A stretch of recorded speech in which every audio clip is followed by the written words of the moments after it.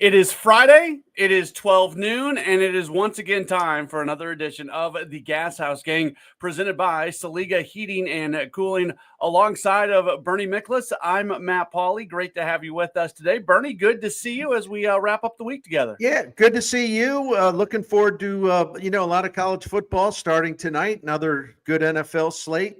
And then the winter meetings open up on Monday in Dallas. So the Blues keep winning. Yeah. So there's a lot to talk about. There is, and for just a couple housekeeping items to get out of the way before we get rolling, follow us or subscribe to us at KMOX Sports on YouTube. That's the best way. If you can't catch us live on the different social media channels, YouTube is the best way to go about it, and we've got other stuff on there as well. So at KMOX Sports, and then for Bernie, he's got the Bernie Show, which is on YouTube as well, 1 or 2 videos every day where he goes deep on a topic, 25, 30, 35 minutes, sometimes close to 40 minutes on a single topic, and you can really learn a lot and enjoy yourself. So at the Bernie Show on YouTube as well. You laugh when I say upwards of 40 minutes sometimes. Well, you can't stop me, and I don't even know that you can control me. It's funny because a lot of my subscribers, and bless them, but sometimes debate, it's like, you need to do shorter videos, and then other subscribers are like, no, long form stuff is terrific. That's what we want. So I don't know. I'm trying to find that happy medium, I guess. Well, I enjoy it. I certainly enjoy it on an everyday basis. So Monday, winter meetings get started. I'll be there down in Dallas. Katie Wu had an interesting piece that ran in The Athletic today where she talks with John Mozeliak. We'll talk with Mo every day of the winter meetings, and we'll get an update. Bernie, we've talked about this before. I thought the tone from the organization shifted a little bit right around the time that sports gambling got legalized and they got their deal done with FanDuel, and all of a sudden they knew what the finances were going to look like moving forward. I thought the tone shifted just a little bit from that point moving forward, and now we're hearing words like, hey, we expect to be a competitive team, and the idea that Ryan Helsley and Eric Fetty, that they're not going to trade them, and it's not even a guarantee that Nolan Arenado gets moved, even though it still seems likely that's going to happen. I'm excited about the young players and giving them opportunities, and they're not running away from that. But we've discussed it before. It's hard for both of these things to be true, which really adds, I think, even more intrigue to what the club is doing right now. Matt, you and I talk a lot. So, I've been somewhat skeptical of this whole youth movement thing because and I know the Cardinals have never called this a rebuild, and they insisted they were never going to do a teardown. And I believe that. I totally believe that. They didn't need to do a teardown. They needed to do a soft rebuild. I hate the titles. It doesn't matter what the titles are. But I think I can only speak for myself, but I think it applies to others. What I thought they would do, given the fact that they're turning towards the future, because if you're turning towards the future, you're making a hard turn towards the future by saying, Paul Goldschmidt, thank you for your time in St. Louis, but we're going to move on. And then the efforts to trade Arenado, which, by the way, both these things make sense. But when you take a turn towards, hey, it's all about the future, the kids, someone like me also takes that to mean that a lot of their decisions for 2025 will be based on strengthening the future. And if you have assets, right, if you have a couple of walk-year guys like Ryan Helsley, Eric Fetty, they'll both be gone in all likelihood after this season, especially Scott Boris's client, that's Eric Fetty. This is an opportunity to strengthen your roster from top to bottom by adding more young players to the mix that you think can really be part of what you're building. But if they're going to keep Fetty and Helsley, maybe even Arenado, they don't sound like they really are all that hepped up to take advantage of the opportunity to get even younger and to get assets coming in for players who, in all likelihood, won't be here after 2025. This is the time to sell them. So you hear John Mozeliak talking about, we plan to have a competitive team. We're optimistic that this will be a fun team. if you read it in code, they really think that they can compete, and they're not foreclosing on that, and nor should they. But it sounds a lot like the same offseason message we've been hearing for years. I mean, what really has changed in terms of philosophy, in terms of the major league team? Now, I'm not talking about the minors and Heimblum and all that. What has changed? The only thing that I think has changed is the explicit statement that they're going to put Jordan Walker out there and they're not going to send him down. Same thing with Nolan Gorman. In many ways, Bernie, I feel like everything that we've talked about has really just come down to they're going to figure out this year what they have in Jordan Walker and Nolan Gorman. Yeah, I really applaud that, because that's exactly what I think too. Like, if you boil it down, and reading Katie Woo's excellent story today, and really good information, and it definitely gave us a roadmap in the way their thinking is, or the way the thinking has changed a little bit. To your point at the top of the Gashouse Gang podcast or video we're doing here, it really does come down to, all right, Gorman's going to get 600 plate appearances no matter what. We're going to stick with Walker no matter what. Other than that, my point being this. The whole thing about, well, we're going to give runway to the young players. They gave a lot of runway to Burleson last year, and he showed that he can hit in the major leagues. Nootbaar's been on the Cardinals since 2022. I don't know what runway for young players. With him, it's a matter of whether he can stay healthy. They gave a lot of runway to Michael Ciani last year. They found out a lot about him last year. Thomas Saggese is a guy they're going to give playing time to this year, but they would have done that under any other circumstance. That's someone they want to see, period.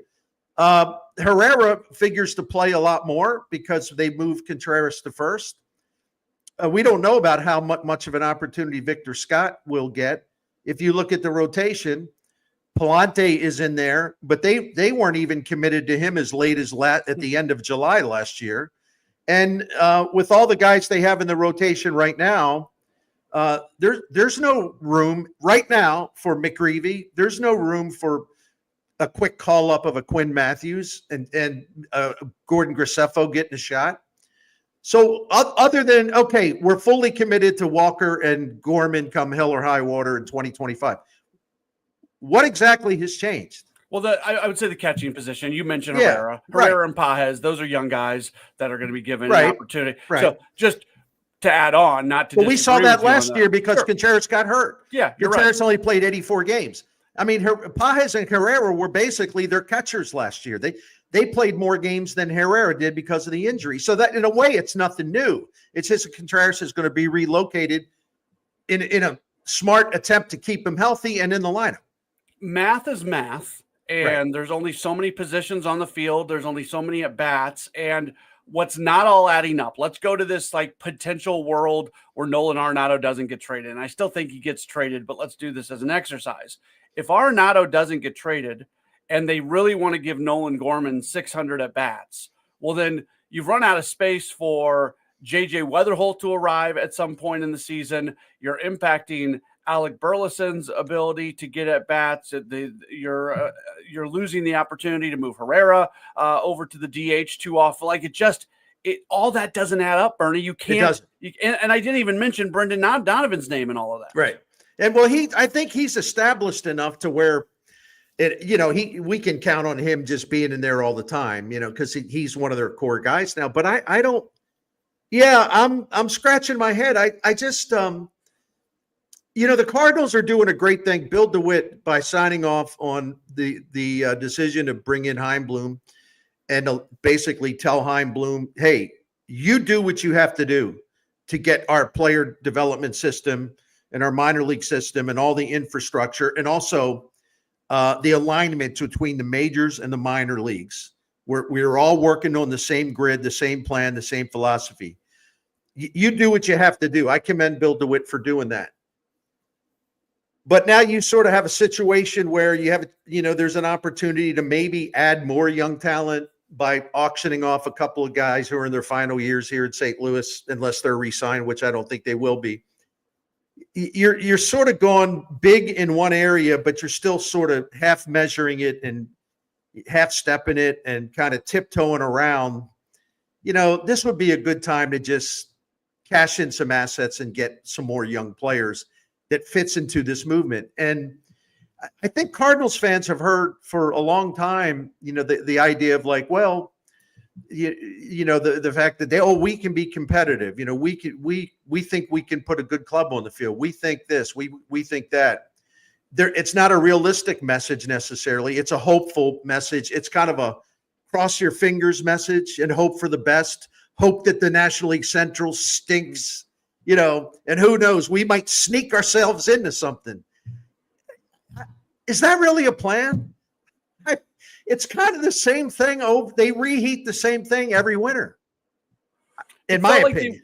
It did feel like they went for it a little bit more with the Gray, Lynn, Gibson signings. Like, right. They're not doing that. Yeah, though clearly they did have to. But it felt like the message when those guys are getting signed is these are the guys that are going to lead us to the division and lead us to.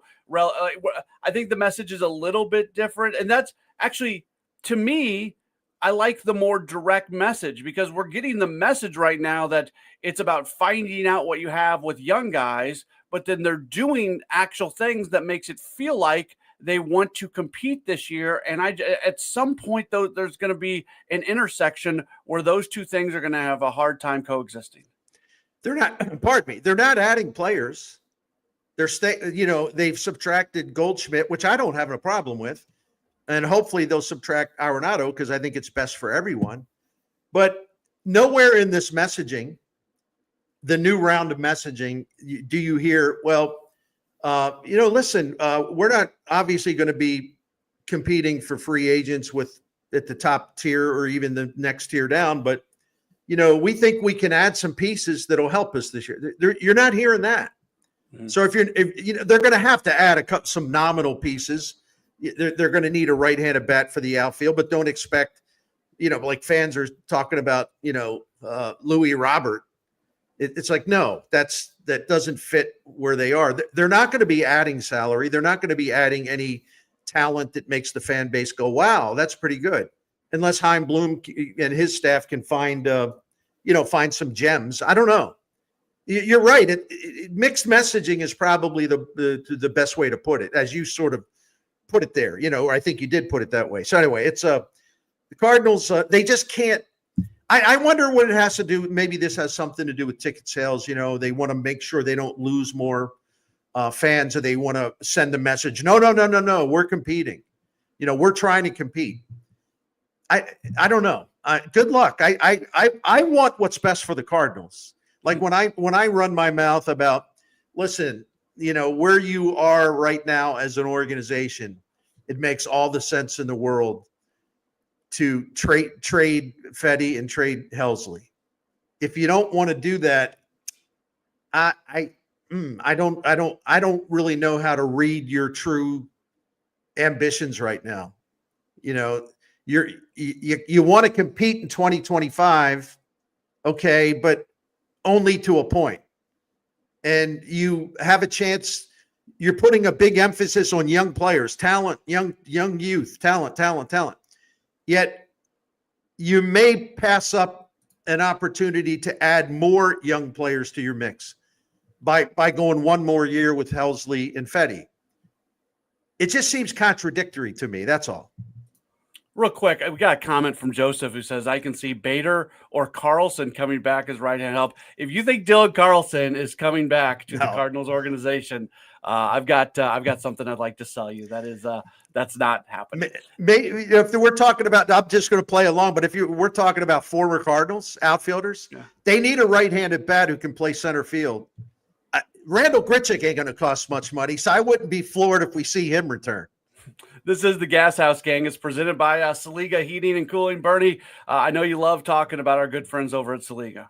I do, man. And I tell you, this winter blast that we've had this week, I know it's going to be a good weekend weather-wise, but it just reminds me that how important it is to have Saliga Heating and Cooling in your phone, just to hit that button and call 314-481-7333.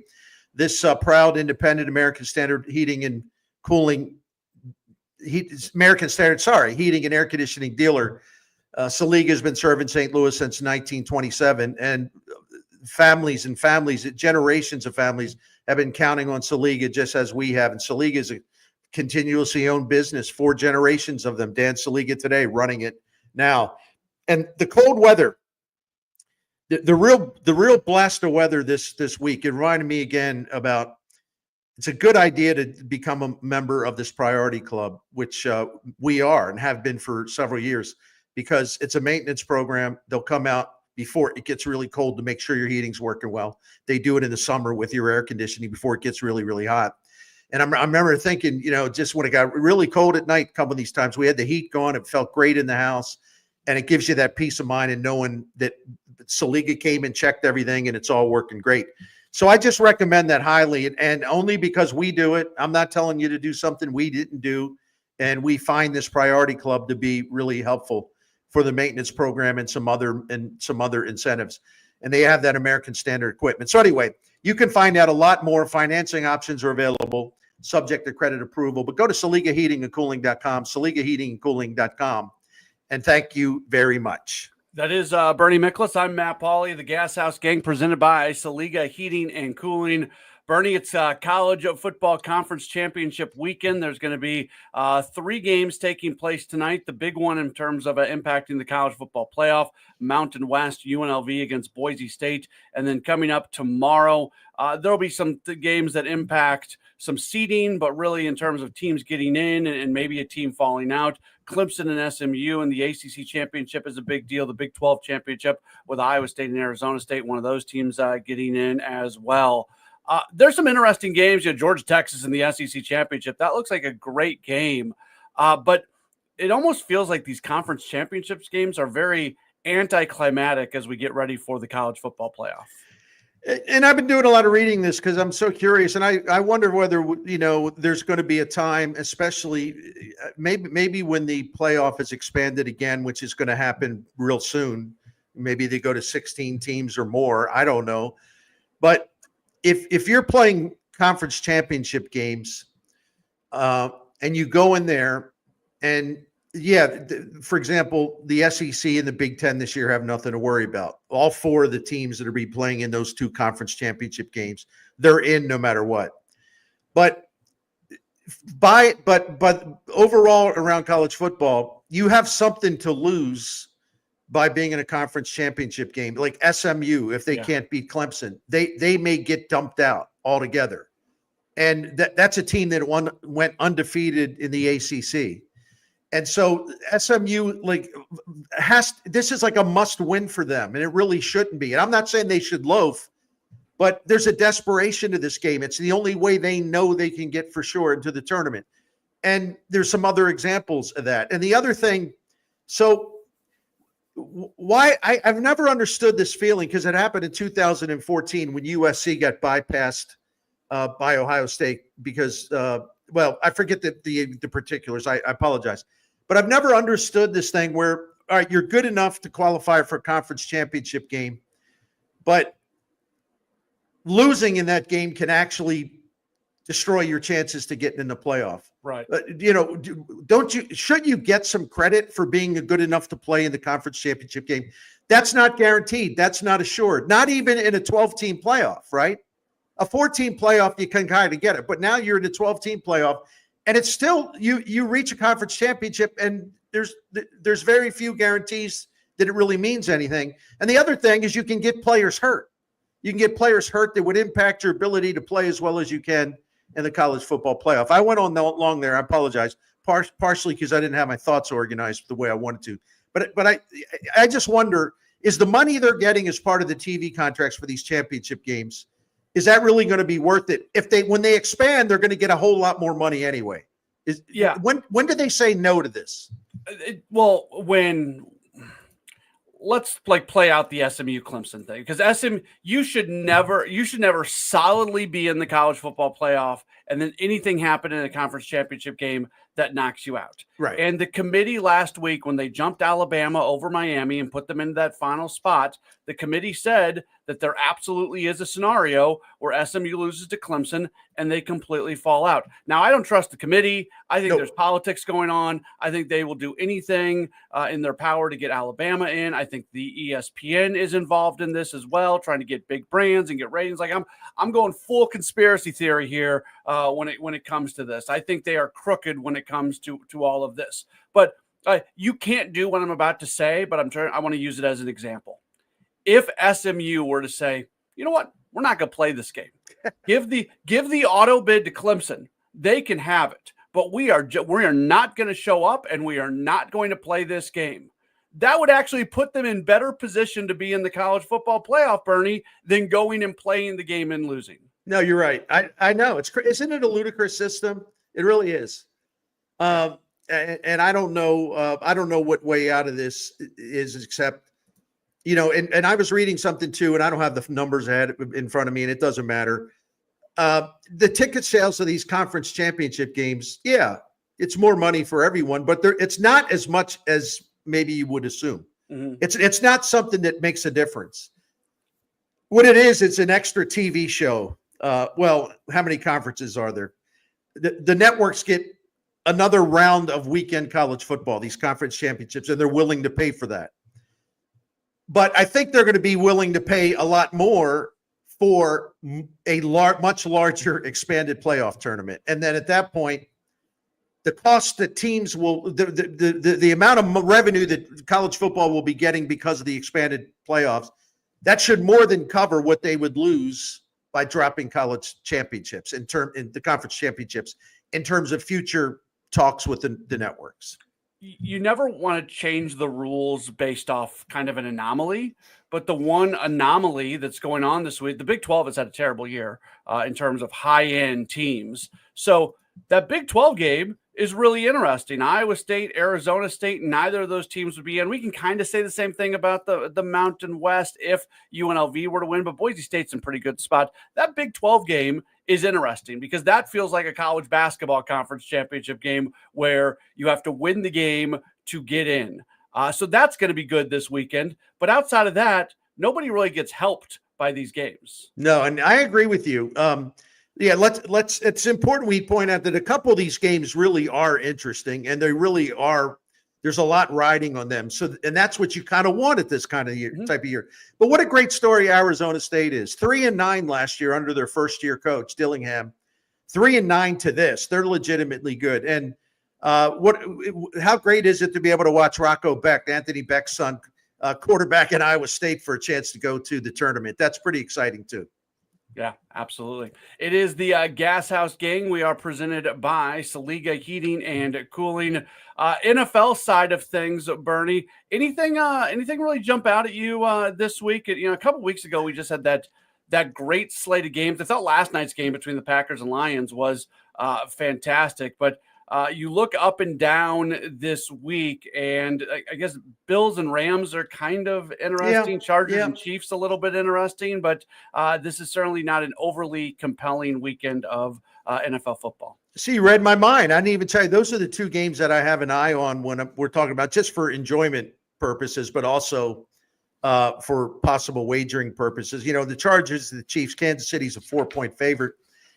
I hesitate because all the Chiefs do is play close games. All they do is play close games. So if you look at it I think the Chiefs can win the game and win it the way they've been winning in games all year, by 2 points, 3 points, one score, whatever.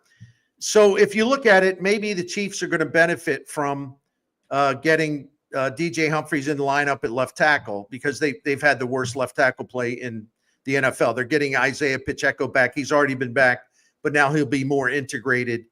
The Chiefs have some stuff working for them.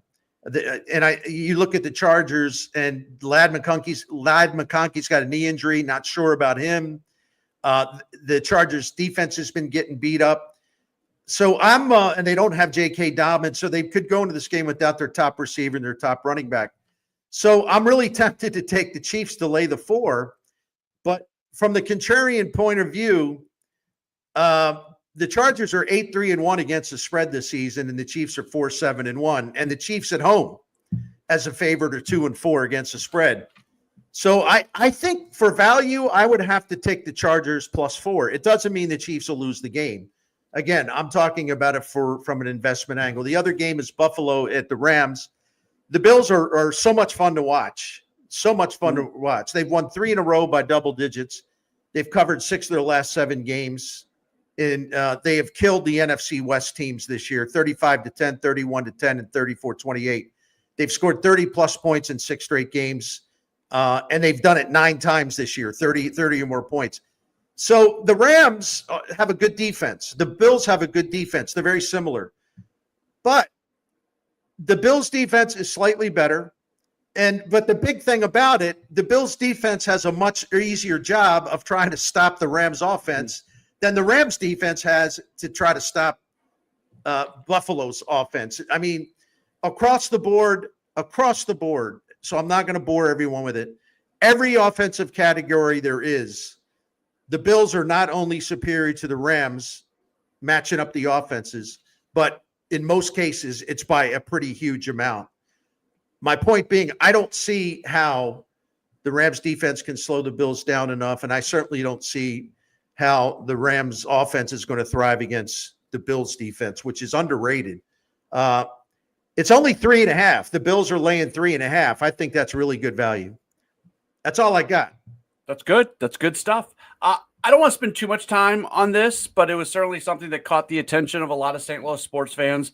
Something ran in the Post-Dispatch, STL today, basically asking the question, have the Chiefs become more popular in St. Louis than the Cardinals, and using TV ratings as an example. And if you know the business of sports and sports TV, it's not an apples to apples comparison when you look at TV ratings. It's less games, it's network TV. Like it's a lot of different stuff. But it does present the question, Bernie, and I deal with it. And it's something that, if I talk too much about the Chiefs on KMOX, people come at me and say, you're the voice of St. Louis. This is not the voice of Kansas City. And look, the Chiefs are really popular in this market. And as somebody who chooses the content of stuff, I have a hard time because I don't want to offend people with what I'm talking about, but I also know how popular a team is. If you are so angry at the NFL about what happened and you still blame the Chiefs because the Chiefs and their ownership absolutely did have a role in the Rams leaving, like, I will never be critical of you for having that feeling. Don't watch, turn the station when I start talking about the Chiefs. That's fine. But there is like this overwhelming group of people that when they hear other people talking about the Chiefs or hear other people talking about the NFL, they try to tell us that we are being bad St. Louisans. Yeah, I'm not into shaming. The last time I looked, I have the right to watch whatever the hell I want to watch in my own home, okay? No one else in the world, no one outside of my own home has the right to tell me what I should watch and not watch, okay? So mind your own business, all right? That's number one. Number two, listen, this will make people mad, but I'm going to just speak the truth here. Clark Hunt's role in the Rams relocation, to me, has been blown terribly out of proportion. And listen, if I thought that Clark Hunt was a guy that actually was pushing, oh yeah, we got to get Kroenke to LA, okay? I would be disgusted by him, and I would consider him a bad guy and all that stuff. But he really didn't do that. Clark Hunt is a very quirky guy. He's not real linear. So his whole thing, he was on that committee. Let's remember, the relocation committee voted 5-1 to endorse the Chargers and Raiders plan and in the Carson Stadium over the Kroenke plan. Now, Clark Hunt cast the lone dissenting vote, and that has like stuck to him like a bad stain. Mm-hmm. But what he said at the time and what he has said after this, he said, no, I had no problem with one team going in LA. I didn't want to move 2 teams in LA. So it was either one or none for me. And that's why I voted against that recommendation. Now, we can argue about his logic and say, well, what difference does it make? But that's the reason why he cast that vote the way he did. He explained his vote. And people say, well, he's never revealed, because no NFL owners I think there were 2 votes against. We're talking about the final vote, whether to let the Rams go. Okay. There were 2 votes cast against the Rams going because Jerry Jones and a couple other owners had basically browbeat and whipped the other owners to get in line and support Kroenke. I mean, very aggressively. All right.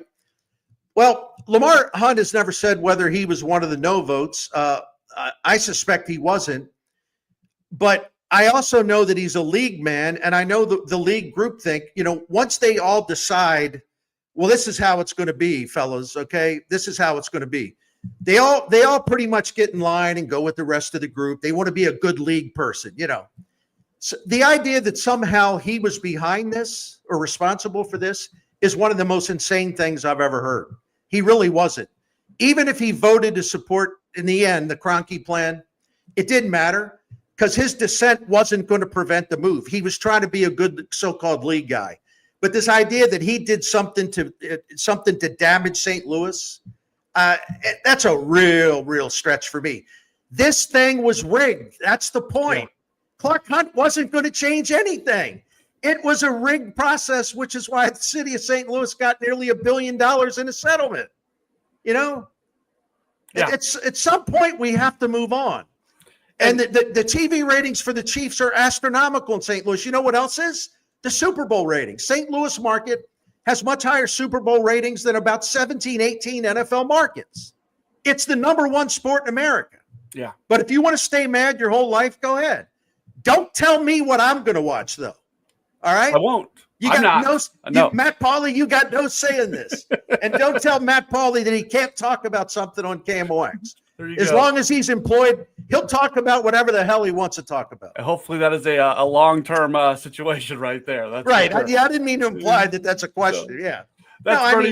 I'm sorry about the rant, but man, this stuff, and it's a plus to compare the once a week NFL ratings to what 162 or 150 local Cardinals games. Come on. They got us talking about it though, so I guess that was the goal. They accomplished that. It's the Gashouse Gang. We are presented by Saliga Heating and Cooling, alongside of Bernie Miklasz. I'm Matt Pauley. Bernie, Saliga Heating and Cooling, they are the best.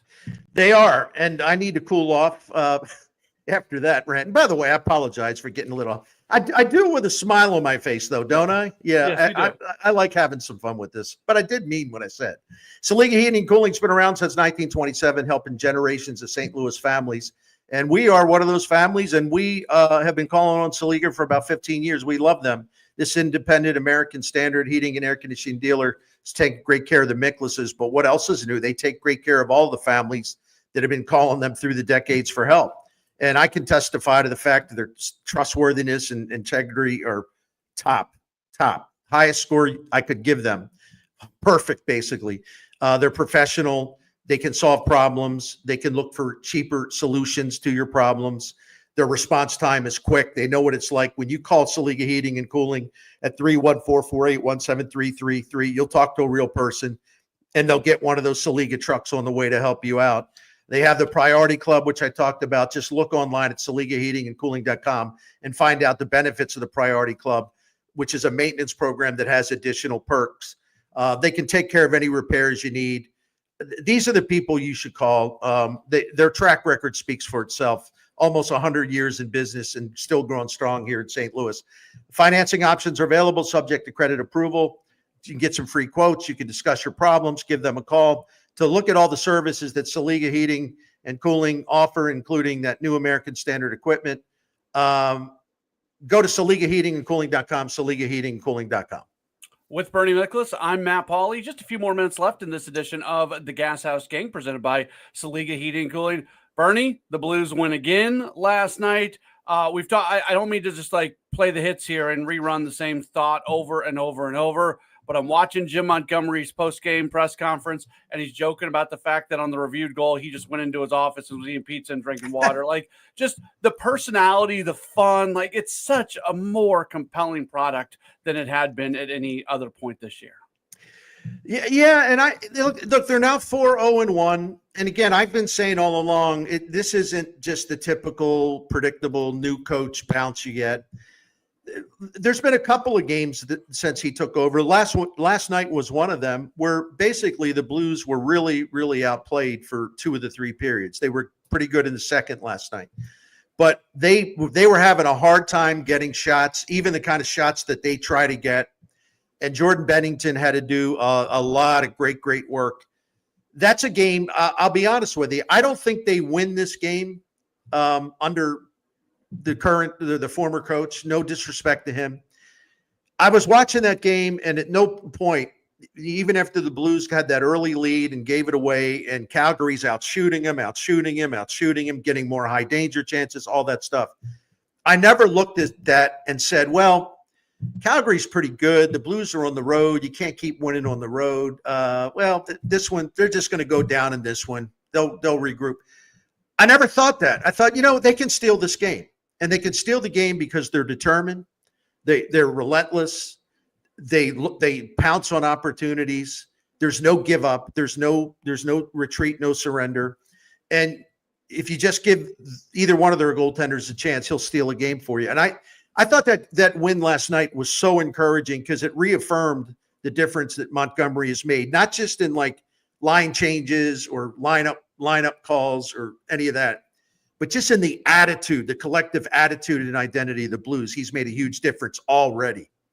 Really cool couple days for Colton Parayko. Scores the game winner last night, just a day after being named to the Team Canada for the Four Nations tournament. And I mean, Bernie, you look at the people who played well last night. Robert Thomas was really, really good. You got goals from Zach Bolduc and Pavel Buchnevich. Obviously, Jordan Bennington, as you alluded to. The stories, like the storylines, the narratives that go along with this are the narratives you want to see for this Blues team to be good. The guys doing good things are the right guys doing it. And listen, I thought one of the things Drew Bannister did in a great way last year after taking over for Berube is that he really tightened up that defense. Okay. And I think that's the reason why the record was really good under him. He could never really unlock, as someone that I was talking to about this on social media, they use the term unlock, and I agree. Bannister could never really unlock the offense, and maybe he didn't have much of a chance to do that because he didn't have enough. I don't know. But what I like about this now, the Blues have sort of opened the what's the word? They've opened the fire hydrant. I mean, the goals are coming. Mm-hmm. They're just pouring out. And he's also talking about Montgomery. He's also sort of tightened up their goal prevention. I know they gave up 3 last night, but so what? You're going to give up 3 goals every now and again. It's not like they gave up 6. But the offense, right. The offense is really flowing under Montgomery, and I really did think that would be the number one area he'd make a difference. You see guys thriving now who were just sort of muddling along. So it's been a great effect, and there's a reason why the guy's got the 4th best winning percentage in the history of the league among coaches who've had 300 games in the regular season. He's good. He's really good. Couple programming notes as we wrap up. John Mozeliak will be on with Tom Ackerman on Sports on a Sunday Morning. We talked about it in the first segment, how it feels like the messaging, whether it's changed messaging or mixed messaging, whatever it might be, the messaging from the Cardinals right now is that they expect to field a competitive team. I'm sure Tom will follow that up with Mo coming up Sunday morning. I believe it's 11:30 when he's going to be on. Mm-hmm. And then Bernie, I'm hopping on a plane this weekend. I'm headed down to Dallas. I'll be at the baseball winter meetings. Monday, Tuesday, Wednesday of next week, we'll be doing this show, and I'll be on from Dallas. So if the Cardinals make moves, we'll be able to discuss them from live on site next week. Yeah, it's awesome. The KMOX is staffing it, and I know that Rick Horton will be down there, Mike Claiborne. So we'll have a lot of great content. Thanks for doing that, Matt. Yeah, absolutely.